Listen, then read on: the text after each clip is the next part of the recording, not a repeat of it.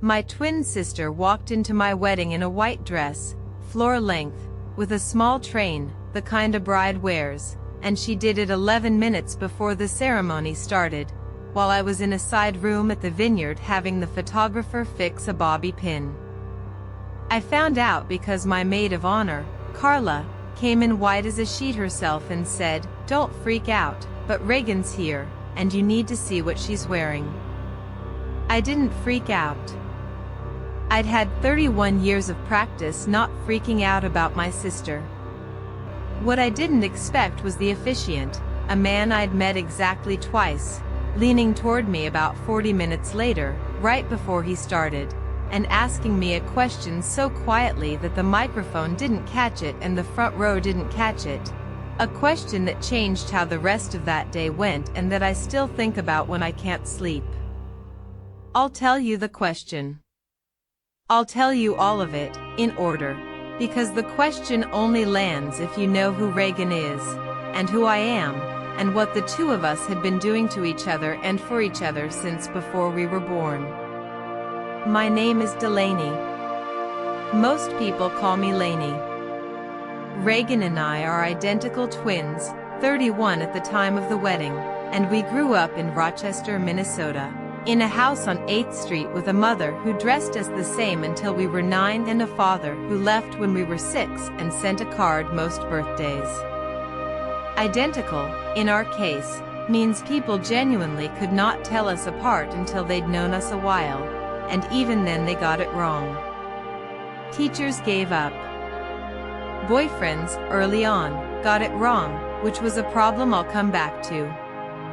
We have the same face, the same voice on the phone, the same handwriting almost, and for most of my life that was the central fact of my existence, more than my name, more than anything I did.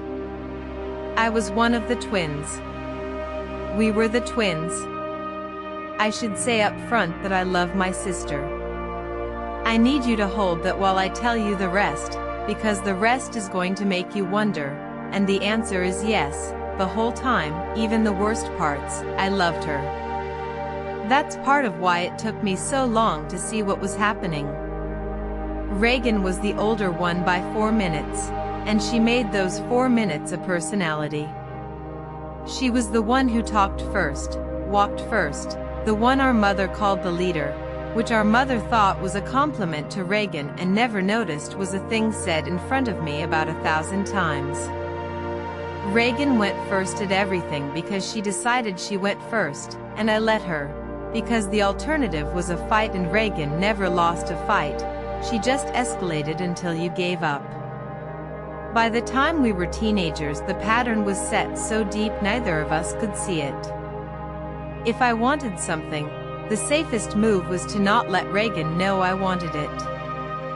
The 2 times I'd said out loud that I wanted something, a part in the school play and a spot on a trip to Washington, Reagan went out for both within a week and got both. I'll give you the small example that I think about, because the big examples sound made up and the small one is true and stupid. When we were 16, I saved up and bought a denim jacket from the Maurices at the Apache Mall, the only one in my size, and I loved it, and I made the mistake of loving it out loud. Within a week Reagan had found a nearly identical one, and then she wore hers first to school, on a day she knew I was planning to wear mine, so that when I wore mine the next day 3 different people said, "Didn't Reagan already have that?" I stopped wearing the jacket. I gave it to a cousin 2 years later with the tags I'd cut off still in my desk drawer. I don't know why I kept the tags. I found them when I moved out for college and threw them away then. So, the wedding. I was marrying a man named Theo. We met when I was 28, at a friend's housewarming where I'd been talked into going even though I had a cold, and Theo spent the whole party telling me facts about the building's architecture, which sounds boring and was somehow not. And at the end he asked for my number and then texted me a photo of the building's cornerstone the next morning with the date it was laid. Theo teaches 8th grade earth science. He is calm in a way that I didn't know I needed until I had it. We dated for 2 years, got engaged on a trip to Duluth where it rained the entire time and we didn't care, and we set the wedding for September, at a vineyard outside Cannon Falls, because my future mother-in-law knew the owner and we got a deal. Reagan was my maid of honor. I want to be clear about that, because people ask. She was supposed to be standing next to me. Carla was my second, my closest friend from college, but Reagan was the maid of honor, because she was my twin, because that's what you do, because not asking her would have started a war I didn't have the energy for while planning a wedding. She said yes immediately and threw herself into it, and for a while it was the closest we'd been in years, dress shopping and tasting cakes and her staying up late helping me with the seating chart. There was a stretch that spring where I thought maybe we'd grown out of the old thing, the wanting what I wanted thing. I told Theo I thought Reagan had changed.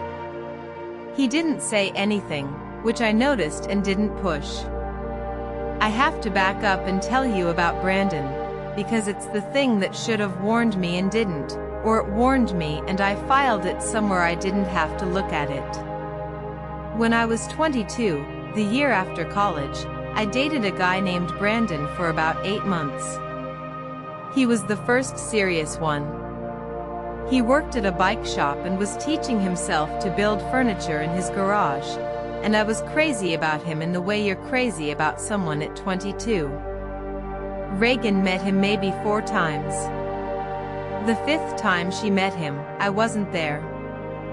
He'd texted me to meet him at a coffee place on a Saturday, the Dunn brothers near the hospital, and I got the flu the night before and texted that I couldn't make it, and Reagan, who was at my apartment borrowing something, said she'd let him know if she saw him. She went. She didn't tell me she went. She showed up at the Dunn brothers, and Brandon, by his own account later, thought she was me for a good 20 minutes, and she let him, and they talked, and 3 weeks after that Brandon broke up with me and 2 months after that he was dating Reagan. And the official story everyone agreed on was that these things happen, people drift, it was nobody's fault. I believed the official story for about 4 years. Then at a Christmas where everyone had been drinking, Reagan told the Dunn brothers' story as a funny anecdote, how Brandon hadn't known which twin he was talking to, how she'd had to decide whether to correct him, and she laughed, and our cousin laughed, and I laughed too, because what was the alternative at a Christmas dinner? She and Brandon didn't last, for what it's worth. They broke up after a year. But she'd taken him the way she took the jacket, by being there first wearing the same face, and the difference was that a jacket you can give to a cousin. I'm telling you Brandon because the wedding wasn't the first time, is what I'm saying, and because when Carla came into that side room and said Reagan was in a white dress, some part of me had already met this before. Now, the months before the wedding, there were signs, and I'm not going to pretend I read them right, because I didn't. I read most of them as Reagan being Reagan, and some of them I didn't read at all. The first thing was the dress. My dress. I'd bought it in February at a shop in Edina, an off-white A-line with a low back, and I'd been specific with everyone, including Reagan, that it was a private thing. I didn't want anyone wearing white or cream or anything close, standard wedding stuff. Reagan had been at the shop with me. She'd seen the dress, photographed the dress, helped me pick the dress. So when she asked me, in like June, what exactly the no white rule meant, whether ivory counted, whether a whitish floral counted, I told her ivory counts, please just wear a color, and she said of course, obviously. She was only asking because she'd seen a dress she liked, and I said wear whatever color you want and we moved on. I didn't think about it again. I had a caterer canceling and a DJ who double booked. The second thing was smaller and I only understood it later. Reagan started asking Theo questions. Normal questions, at first, sister-in-law questions, but more of them than made sense, and specific. What was the first thing he noticed about me? What did he think when he first saw me? Whether he could tell us apart in photos from when we were kids. Theo mentioned it to me once, lightly, that Reagan had asked him at a dinner whether he'd ever gotten us mixed up, and I said she'd always been weird about the twin thing and not to take it seriously, and Theo said okay, and again did that thing where he didn't push and I noticed and didn't ask.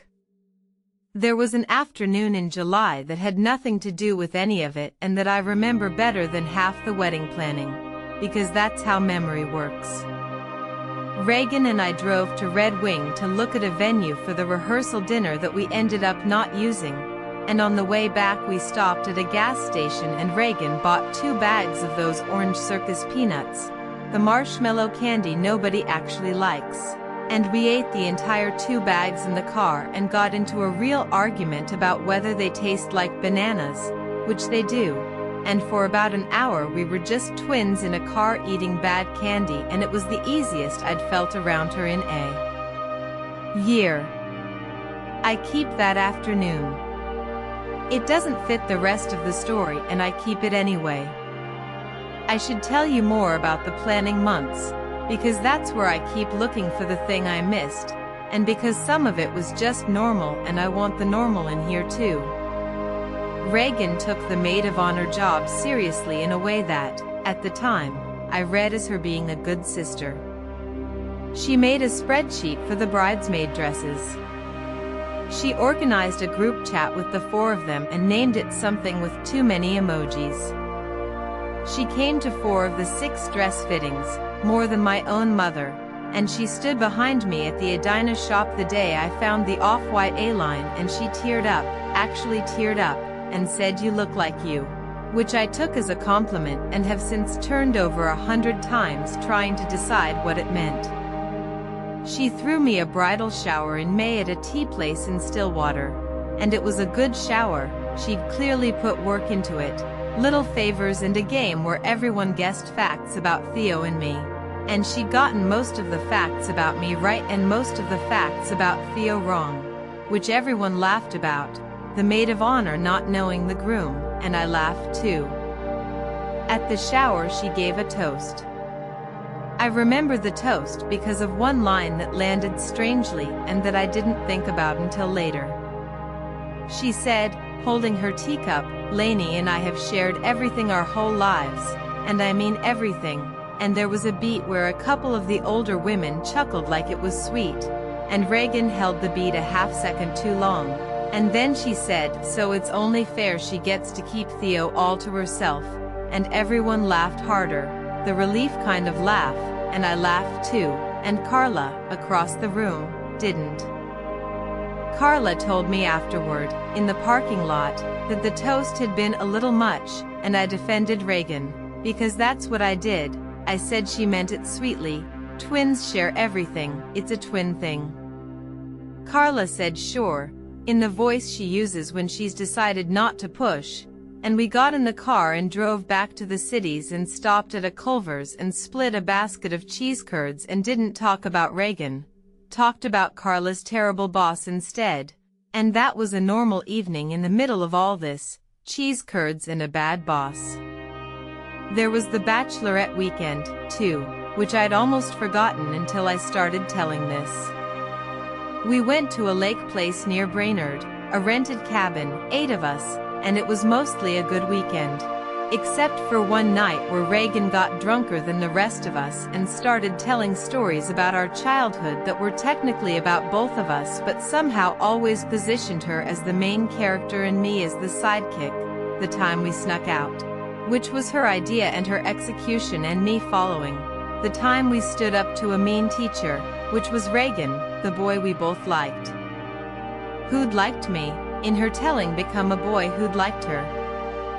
One of the other women, Jess, the one who'd later forget her shoes, said at one point, "Wait, I thought Lainey was the one who did that," about one of the stories, and Reagan said, "No, that was me. Lainey gets confused about which of us did things, smooth as anything.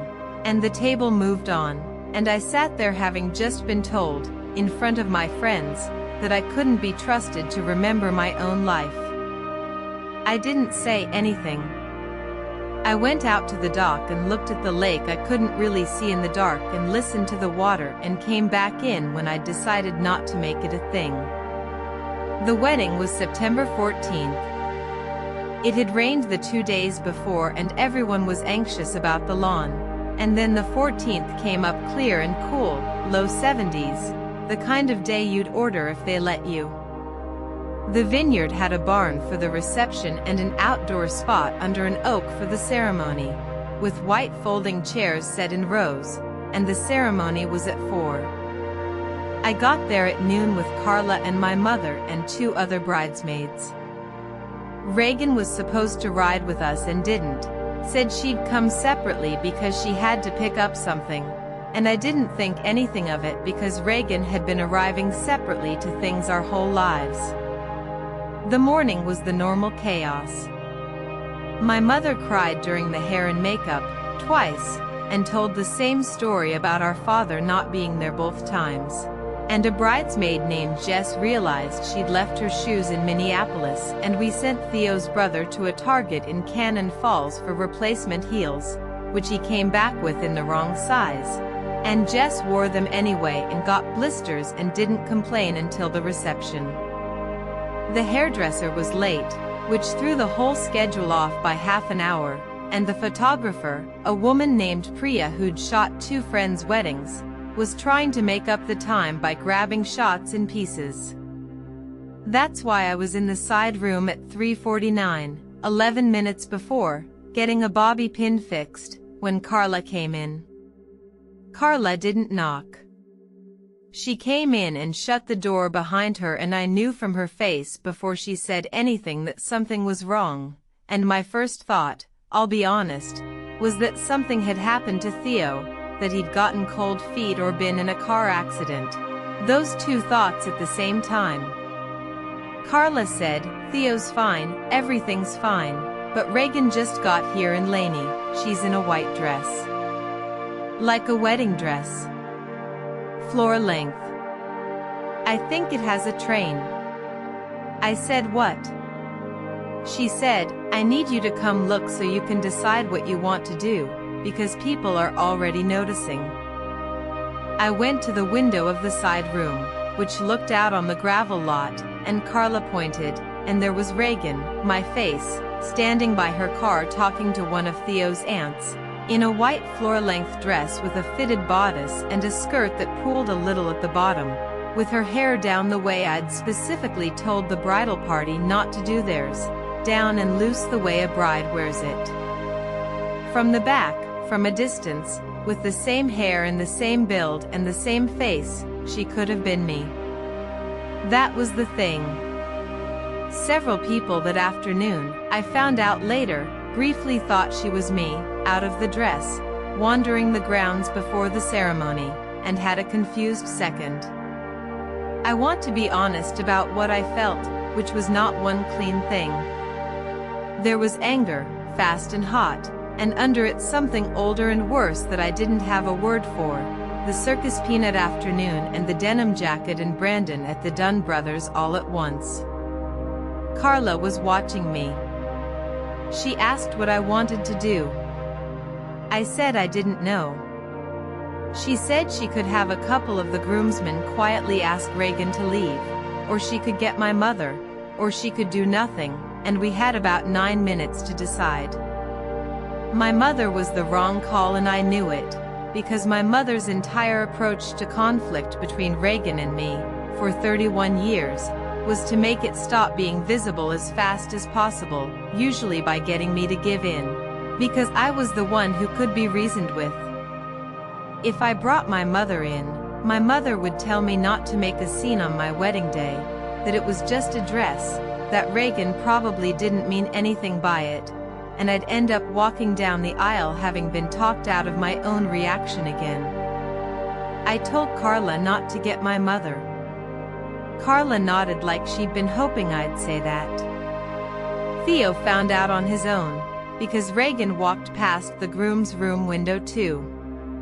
He came and found me, which he wasn't supposed to do, the whole not seeing each other thing, and he stood in the hallway on the other side of the side room door and talked to me through it, and he said, "I saw.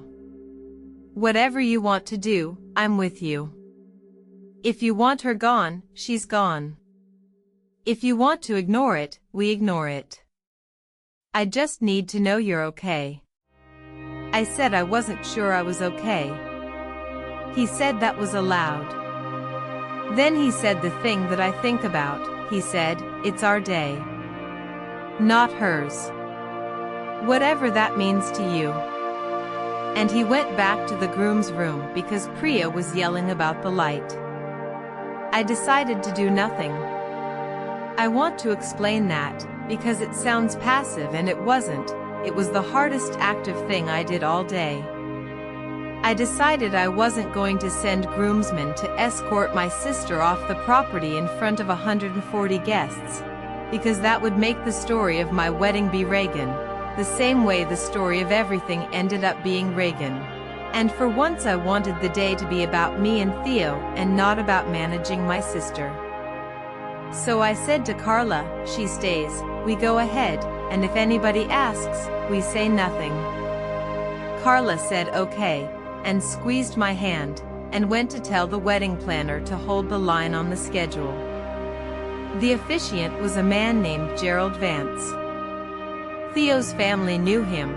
He'd done Theo's cousin's wedding, and we'd met him twice, once for coffee and once for a rehearsal the night before. He was in his 60s, retired from something, did weddings as a side thing, and he had a dry sense of humor and a way of being very still that I'd liked at the rehearsal. He was the one who walked me from the side room toward the start of the aisle when it was time, because my mother was already seated and someone had to, and he offered me his arm and we stood at the top of the aisle behind the tree line where the guests couldn't see us yet, waiting for the music cue. And that's where he leaned in. He'd seen Reagan, obviously. Everyone had seen Reagan. She was seated in the second row in a white dress with her hair down. Gerald leaned toward me, close, so it was just between us, under the sound of 140 people murmuring and a string trio tuning, and he asked me, very quietly, before we start. "I need to know, and only you can tell me. Are you certain you're the one getting married today? Because I will not perform this ceremony until I know which of you is standing next to me." I didn't understand the question at first. I said, "What?" And Gerald said, still quiet, still calm, "Your sister gave me an envelope an hour ago. She asked me to read what's in it before the vows, in front of everyone. She told me you'd want me to. I haven't read it. But a woman who dresses as the bride and hands the officiant a sealed envelope on the morning of a wedding is telling me something, and I've done enough of these to listen. So I'm asking you plainly, away from the microphone. Do you want to get married today, to the man at the end of this aisle, yes or no? And is there anything I'm about to step into that you need to tell me first? I'm going to tell you what was in the envelope, but I need you to understand that at that moment I didn't know, and Gerald didn't know, and I was standing at the top of my own wedding aisle in a dress I bought in February, being asked by a man I'd met twice whether I was sure who I was. The string trio finished tuning. Somebody's phone went off in the back and got silenced. My mother turned around in the front row looking for me and couldn't see me yet behind the trees. I said yes. I said, "I'm Delaney. I'm the one getting married.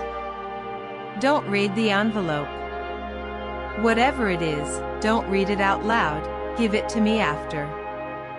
Gerald looked at me for a second, the still way he had, and he said, "Okay. Then I'm going to ask you one more time at the front, the regular way, in front of everyone, if anyone objects, and when no one does, we keep going. If your sister stands up, I will handle it. You don't have to. That's my job today, not yours." And then the music started, and he walked me down to the front, and handed me to Theo, and stepped to his place, and I had a sealed envelope's worth of not knowing sitting in my chest through my own vows. The ceremony itself was almost ordinary, which is the strange part. Gerald did the welcome. He did the bit about Theo and me, the cornerstone photo story, which got a laugh. When he got to the "if anyone objects" line, he said it slowly, and he looked directly at the second row, directly at Reagan, and he held there a beat longer than anyone says that line, and the whole crowd felt it without knowing why, this little pull of silence. And Reagan, in her white dress, with her envelope already in the officiant's pocket, did not stand up. She sat there with her hands in her lap, and she did not stand up.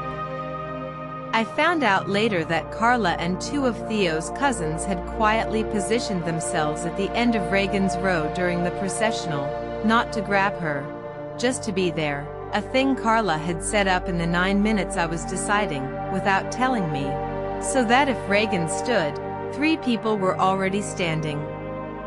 We got married.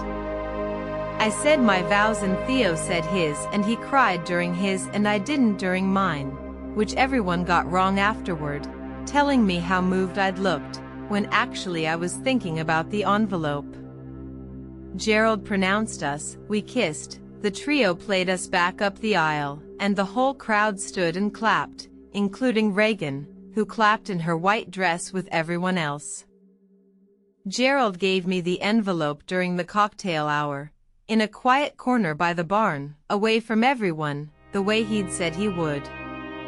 He handed it over and said, "I didn't read it. It's yours. You can read it now or burn it, your call, but I'd read it somewhere private, because I've got a guess about what it is and you won't want a face on when you do." Then he went and got himself a beer and left me alone with it, which I appreciated, the leaving me alone part. I read it in the bridal suite upstairs in the barn, sitting on a velvet bench, still in my dress. It was handwritten, Reagan's handwriting, which is almost my handwriting, 2 pages. I'm not going to read you the whole thing, because some of it was just cruel in the ordinary way and you don't need it. But the core of it was this. Reagan had written a letter, to be read aloud at my wedding, in which she claimed that she and Theo had a connection, that Theo had always wondered about her.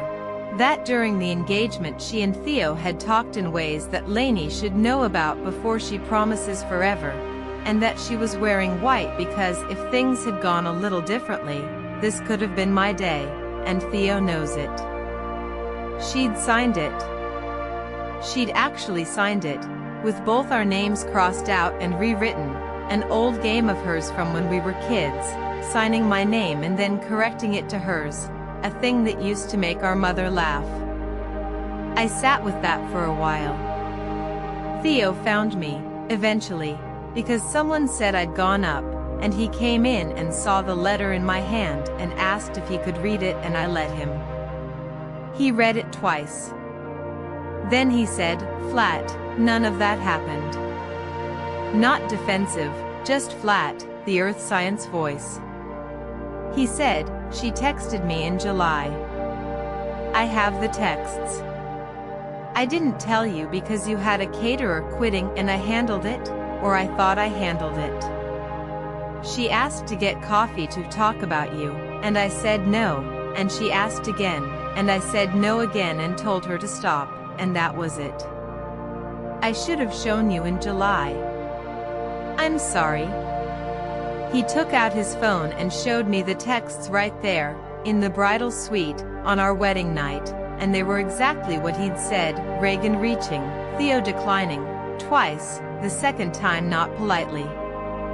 I believed him. I want to be clear that I believed him instantly and completely, not because I'm trusting by nature but because I knew the handwriting in my hand and I knew my sister and the letter was a Reagan production from the first line, the same move as the Dunn brothers. The same move as the jacket, get there first wearing my face and let everyone be confused about who the real one was. I'd seen her do the dress trick and the boyfriend trick before, the jacket and the Dunn brothers. I just hadn't had both land on the same afternoon. She came up to me once during the reception, near the end, with a glass of wine, and she said, "You look beautiful, Lainey," in a voice that was testing for something, and I said thank you, and that was the entire conversation we had. The only words my twin sister and I exchanged at my wedding, "You look beautiful and thank you," while we both knew about the letter in the officiant's pocket that I now had in my bag. The reception itself I remember in pieces, the way you remember your own wedding, which is to say badly, in flashes, with whole stretches gone. The band was a four-piece a friend had recommended, and the singer kept calling me the lovely bride between songs and at one point called me Lindsay, which Theo's whole table found hilarious and which became a running joke for the rest of the night. Lindsay this, Lindsay that. The cake was a tier short, like I said, and the baker had also done the wrong flavor on the top tier, lemon instead of the almond we'd ordered. And I found this out by cutting into it on camera and making a face I've seen in the photos. Theo's grandmother fell asleep at her table around 9 and nobody woke her, and she's in the background of a dozen photos peacefully out cold. Jess danced in her blister shoes until she couldn't and then danced barefoot and cut her foot on something, and we never found out what. My mother gave a toast that did the thing my mother does, which was to talk about how she'd raised two beautiful girls and how proud she was of both my daughters, with Reagan sitting right there in the white dress, and the toast was about the two of us as a unit, the twins, even at my wedding, even after the dress, and she didn't see it, didn't see why it might land wrong, and I drank my champagne and let it go because there was nothing else to do with it on the day. Reagan left before the send-off. I didn't see her go. Carla told me later she'd watched Reagan get into her car around 10:30, alone, still in the dress, and drive off down the gravel lot, and that she debated telling me and decided to let me have the last hour of my reception without it. I'm glad she did.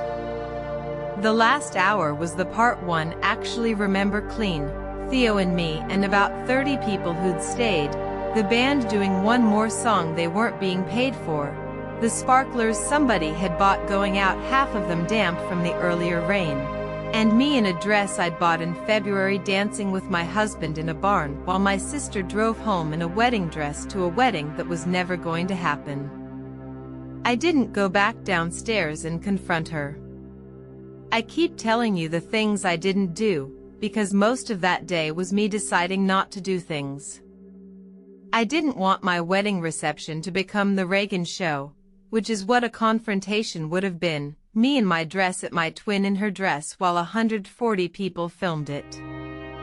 So I put the letter in the zip pocket of my getting ready bag, fixed my face in the mirror, and Theo and I went back down to our reception and danced to a song I won't tell you because it's embarrassing, and we cut the cake the baker had made one tier short. And I let Reagan stay through the part of the night she chose to stay for. The story didn't end at the wedding, because Reagan didn't end at the wedding, and because the envelope turned out to be a thread that, when I finally pulled it, came attached to a lot more than I expected. For about 2 weeks after the wedding I did nothing. Theo and I went to a cabin near Ely for a short honeymoon, no service, which I'd resented when we booked it and was grateful for after. We canoed and I read 3 paperback mysteries and didn't think about Reagan for whole hours at a time. When we got back, there was a voicemail from my mother that I want to tell you about because it's the most my mother thing that has ever happened. My mother's voicemail said, and I'm paraphrasing only a little, that she'd heard there was some tension at the wedding, that Reagan was very hurt and felt excluded, and that I should call my sister and clear the air because family is family and your father isn't around to keep us together. My mother had taken the event where my twin showed up in a wedding dress and handed the officiant a letter claiming an affair, and processed it into Reagan being hurt and me needing to make it right. I listened to the voicemail twice, standing in my kitchen with the suitcase still by the door, and then I called my mother, and for the first time in 31 years I didn't smooth it over. I told her exactly what was in the letter. I read her parts of it. There was a long silence on her end, and then my mother said, "Well, that doesn't sound like Reagan," and I understood, finally and completely, that my mother was never going to be on my side, because being on my side meant seeing Reagan, and my mother had spent 31 years deciding not to. That call changed more than the wedding did, honestly. After that call I stopped expecting my mother to referee, and I stopped sending Reagan the little keep the peace texts I'd sent my whole life, the ones that kept the thing from boiling over by giving in early. I just stopped. Here's the part one didn't expect. Once I stopped managing Reagan, other people started telling me things, because for years they'd assumed I knew and was choosing to ignore it, and once I clearly wasn't smoothing things over anymore, the stories came out. My cousin Maddie called me in October and told me that Reagan had told a whole branch of the family, 2 years earlier, that I'd had a breakdown and couldn't really handle stress, which explained some weird looks I'd been getting at family things and an aunt who kept asking if I was doing okay, really okay. Reagan had been building a version of me, quietly, for years, the fragile twin, the one who couldn't cope, which made Reagan by contrast the capable one, the leader, the 4 minutes older one. A coworker of Reagan's, who I knew a little, mentioned at a party that Reagan talked about me at work as her sister who never really found her footing, which was a strange thing to hear about myself given that I had a job and a mortgage and now a husband, and Reagan was the one who'd been fired twice that I knew of. I'm not going to pretend I had some master plan after that, because I didn't. I didn't build a case the way you would for something legal, because there was nothing legal here, no money taken, no crime, just a sister who'd spent 3 decades being there first wearing my face. What I did was smaller and slower. I started, for the first time, telling my own version. When someone repeated one of Reagan's stories about me, I corrected it, plainly, without heat. When the aunt asked if I was really okay, I said I was great, and that I wasn't sure where the idea that I wasn't had come from. The aunt got quiet and changed the subject to her tomatoes. There was a dumb thing in November that I'll tell you about because it made me laugh at a point when I needed to laugh. Theo and I were at a hardware store buying weather stripping, deeply married behavior, and the guy at the counter looked at me and said, "Weren't you just in here, like an hour ago, you bought the same stuff?" And for one cold second I thought Reagan had been impersonating me at an Ace Hardware in our suburb, which would have been insane even for her, and then it turned out he'd just confused me with another customer, a different brunette, no relation, no twin, just a regular mix-up of the kind. That happens to everyone. I laughed about it the whole drive home, the relief of a mix-up that was just a mix-up. I want to go back to childhood for a minute, because Theo asked me a question that winter that I didn't have an answer to, and that sent me digging. We were doing dishes, and Theo asked, not as a gotcha, just curious, when did it start, the thing with Reagan, the wearing your stuff, being you thing? And I started to answer and realized I didn't know. I'd always treated it as background, just how things were, and I'd never once asked when it had started.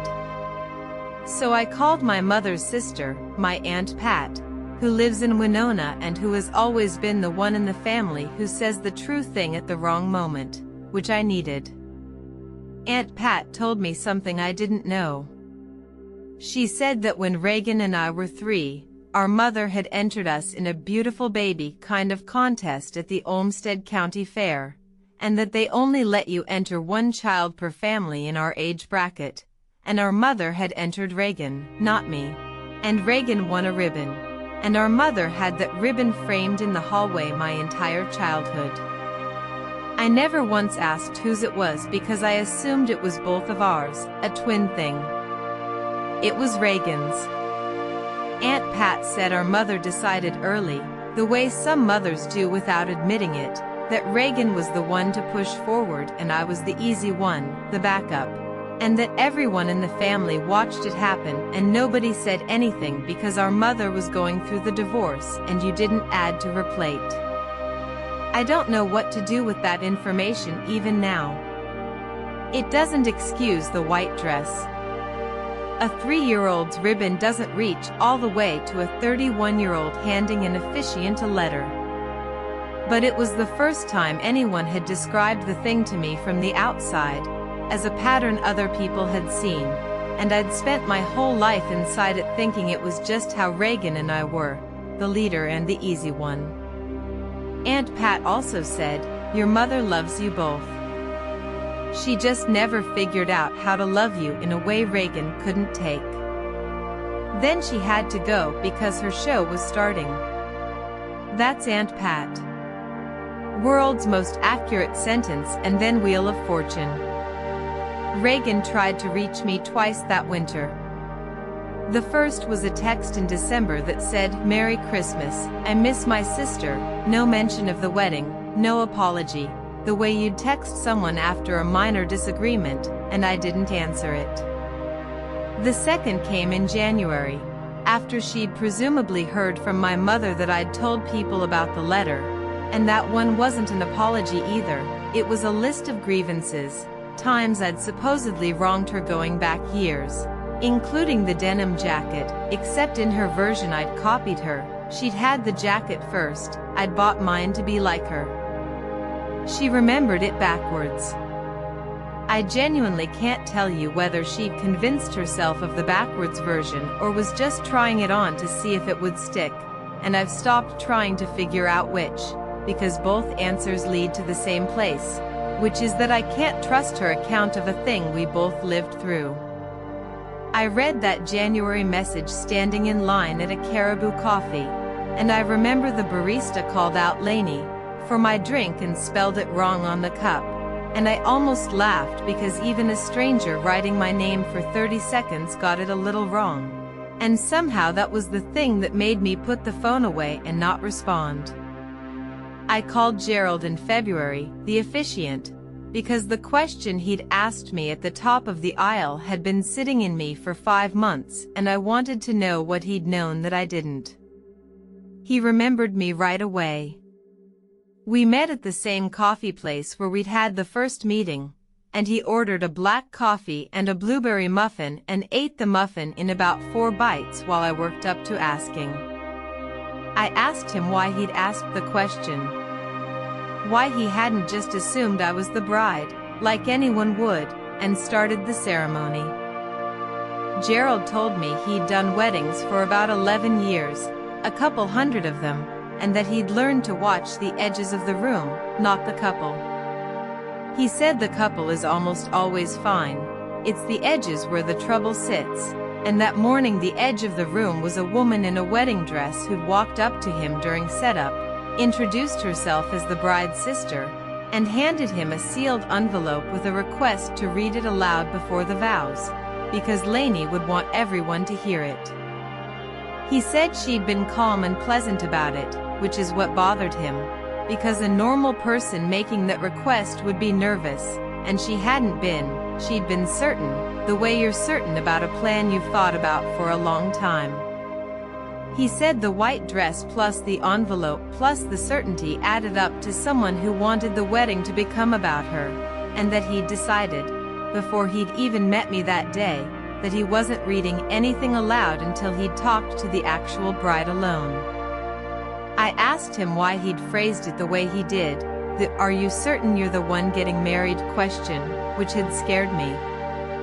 He said, because I couldn't tell you two apart, and because I'd just had a woman in a bride's dress hand me a letter, and for about an hour that morning I genuinely did not know which of you was the bride. I'd met you twice. You have the same face. I needed to hear you say it, in your own voice, away from anyone who could prompt you. If you'd hesitated, if you'd looked at your sister before you answered, I'd have stopped the whole thing and figured it out before I married anybody to anyone. Then he finished his coffee and said the part one didn't expect, that in 11 years he'd stopped 2 weddings at the last minute, and both times the thing he'd caught had been sitting at the edge of the room in plain sight, and everyone else had been looking at the flowers. He gave me the envelope's outer cover, by the way, which I hadn't realized he'd kept. Reagan had written to be read at the ceremony, from the maid of honor on the front, in her almost my handwriting. I have it. I don't know why I have it. I put it in the same drawer where I used to keep the tags I'd cut off the denim jacket. My relationship with my mother got quieter after all this, which I think is the honest word for it. We didn't have a blow-up. She didn't apologize, because apologizing would have meant agreeing that there was a side to be on, and she spent her life refusing that. We just talk less, about lighter things, and when she mentions Reagan I don't take the bait and I don't argue, I just let it sit, and she's learned that I won't carry the conversation toward reconciliation the way I used to, so she's mostly stopped trying. We had Thanksgiving separately for the first time ever that year, me and Theo with his family, my mother with Reagan, and my mother called me that night and cried a little and said she wished we could all just be together, and I said I knew, and I did know, and I still didn't get in the car.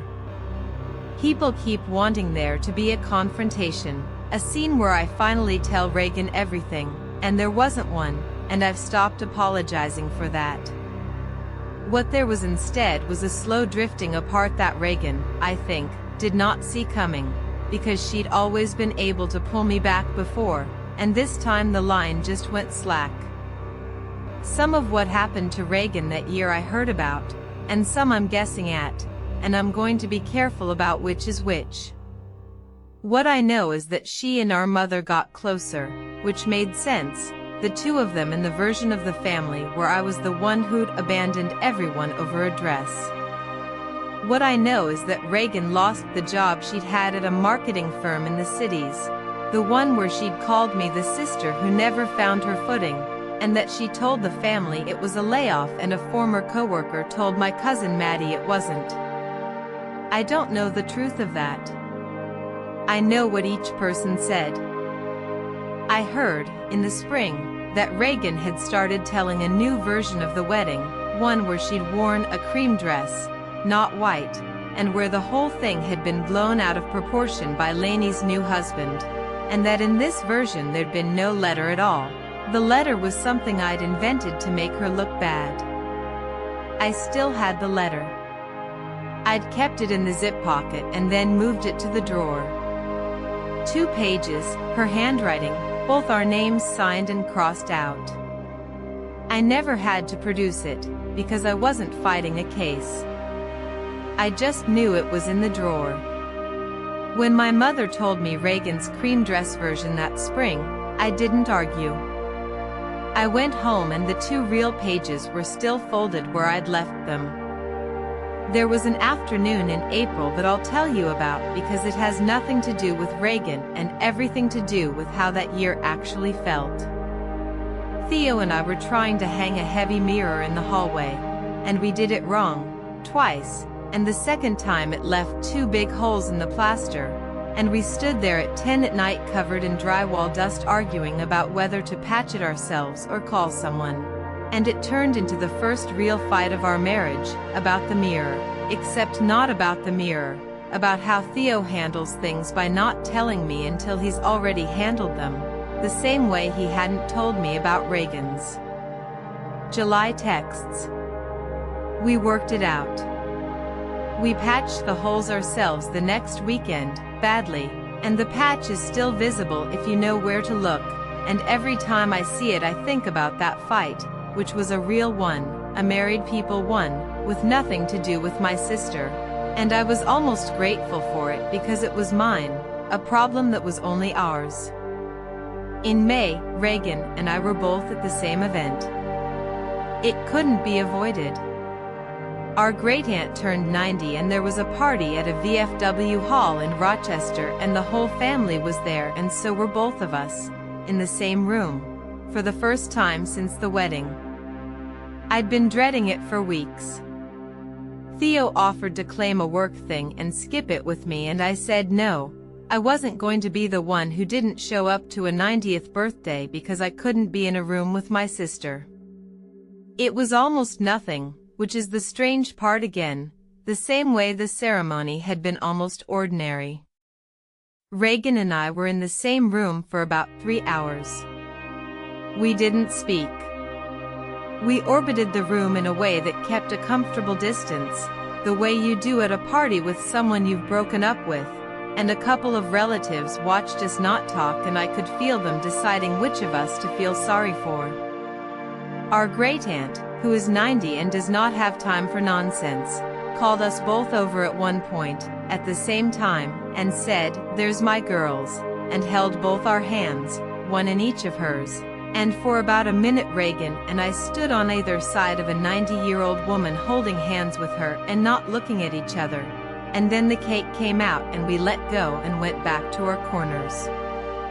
A 90-year-old holding both our hands for a minute over a folding table at a VFW, and the DJ playing something from the 40s. And that was the most Reagan and I were in each other's lives that whole year. I want to tell you about the dress, Reagan's dress, because I found out where it came from and the answer bothered me more than the dress itself had. Carla did some quiet asking, months later, not because I asked her to, just because Carla is the kind of person who can't leave a loose thread, and she found out that Reagan's white dress hadn't been a last-minute thing or a coincidence or a dress she happened to like, the way she'd framed it back in June when she asked me whether Ivory counted. Reagan had bought it in March, a month after I bought mine, at a David's bridal in the cities, and the woman who'd sold it to her remembered her, because Reagan had told the salesperson it was for her own wedding, that she was the bride, and had done the whole bridal appointment, the fitting, the veil they talked her out of, the entire thing, as a bride. In March. 6 months before my September wedding. While helping me plan mine. She'd stood in a David's bridal being measured as a bride for a wedding that didn't exist. A month after standing next to me in a diner while I bought the actual dress for the actual wedding. I sat with that one for a long time. It's the detail that stopped feeling like spite and started feeling like something I didn't have a word for and didn't want to diagnose, because I'm not qualified to and because she's my sister and there's a line I won't cross even now. I told Theo about the David's bridal thing and he was quiet for a while and then he said, "That's not about you." I don't think any of it was ever really about you, and I asked what he meant and he said he didn't fully know. He just had a feeling that I'd spent my life thinking Reagan wanted my things, and maybe Reagan wanted to be a person who had those things and I was the closest available version of that person. I don't know if he's right. He teaches earth science, not psychology, and he'd be the first to say so. There was a stretch that summer where I tried, genuinely, to figure out if I should reach back out to her. Not because anyone pressured me, my mother had mostly stopped, but because she's my twin, and there's a specific loneliness to cutting off the one person who shared a face with you, a loneliness I hadn't expected and didn't enjoy. I drafted a text to her in July, almost a year after the wedding, sitting on my back step with a beer while Theo grilled corn badly, half of it burnt. The text I drafted just said, "I think we need to actually talk, in person, not through Mom." I didn't send it. Not because I decided not to, but because Theo's corn set off the smoke detector and I had to go deal with that. and by the time the alarm was off and the kitchen window was open and we'd salvaged the unburnt half, the moment had passed and the draft just sat there. And it's still in my phone, unsent, in the little gray bubble. I run into Reagan's life secondhand now, the way you do with someone you used to be close to. I heard she's dating someone, a guy named Kevin, and I heard from Maddie that she'd told Kevin she has a sister but they're not close because the sister got jealous and cut everyone off, which is the version where I'm the Reagan of the story. And I noticed it didn't even make me angry anymore. Maddie wanted me to be upset on the phone and I wasn't, and Maddie said you've changed, and I said maybe, and we talked about her kids' soccer instead. It was the small daily stuff that got me, more than the big stuff. I'd spent 31 years being one of two, and now I was one of one, and there were weeks where that felt like room to breathe and weeks where it felt like I'd had a limb removed and kept reaching for it. I'd see a thing and think Reagan would laugh at this, automatically, the way you do, and then remember. I'd be at a store and a song would come on that we'd both loved at 14 and I'd have my phone half out to text her before I caught myself. I want to tell you about the dentist, of all things, because it's the most twin thing that happened that year.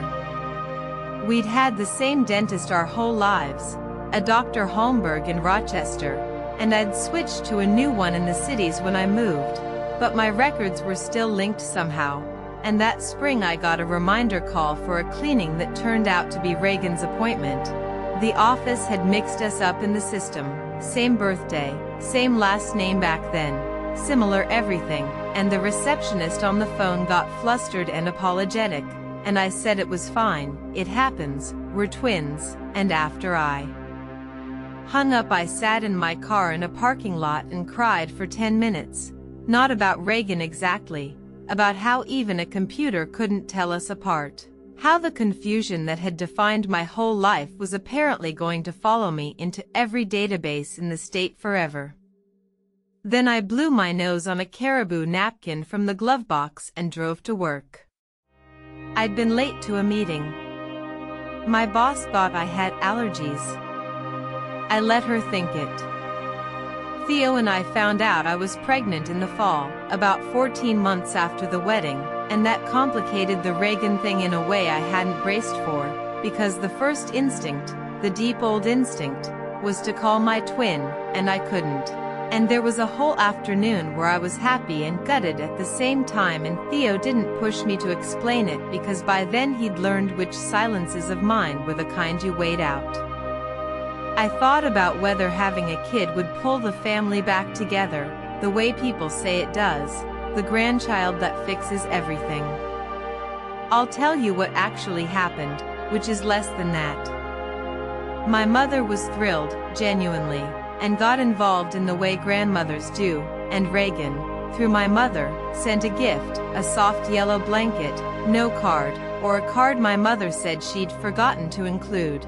And I kept the blanket because it's a fine blanket and my kid didn't do anything to anyone. And the blanket lives in the nursery and I don't think about Reagan when I look at it most days, which is its own small mercy. I had a moment near the end of the pregnancy, hugely pregnant, sitting in the nursery we'd painted a color called morning fog that is just gray, assembling a crib with Theo reading the instructions wrong.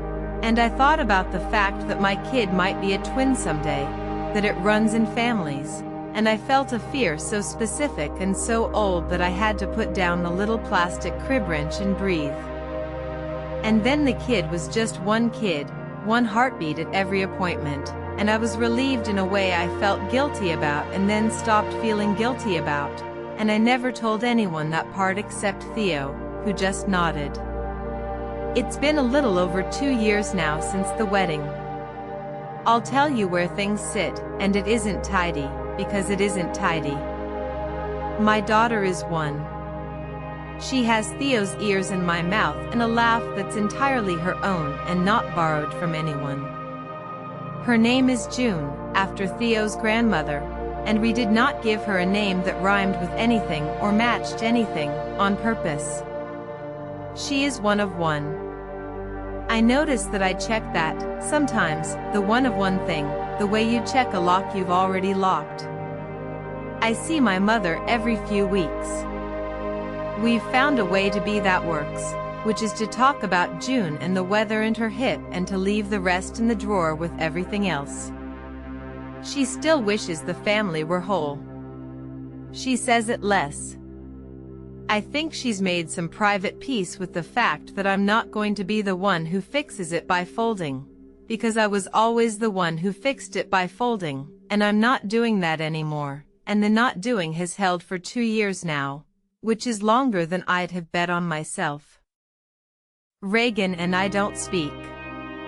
Last I heard, from Maddie, who I've told to stop updating me and who can't help it, Reagan and Kevin moved in together and Reagan's between jobs again and our mother helps her with rent, which our mother can't really afford, and I had a flash of the old instinct. To step in, to manage it, to send the keep the peace text, and I sat with the flash until it passed, which took about a day. I didn't send anything. I don't know how that situation resolves. I'm not in it anymore. I kept 3 things, and I'll tell you what they are because they're the closest thing I have to an ending. The denim jacket tags are long gone, I threw those out at 18. But in the drawer now there's the cover of Reagan's envelope, to be read at the ceremony, from the maid of honor, in her handwriting. There's the actual letter, 2 pages, folded. And there's the unsent text in my phone, the gray bubble, I think we need to actually talk, in person, not through mom, which I've never deleted and never sent, and which I look at maybe once a month and then put the phone down. Gerald, the officiant, sent us a card when June was born. He'd done that, kept track, 11 years of weddings, and he sends cards when the babies come. The card said congratulations and welcome to June, and at the bottom he'd written, in small careful handwriting, glad I asked. That's all.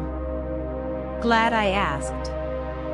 I put the card on the fridge and Theo asked what it meant and I told him the whole thing, the question at the top of the aisle, which I'd somehow never told him in full, and he listened the way he listens, and at the end he said, I always wondered why Gerald paused so long on the objection line, and I said yeah, and we left it there, and the card is still on the fridge under a magnet shaped like Minnesota.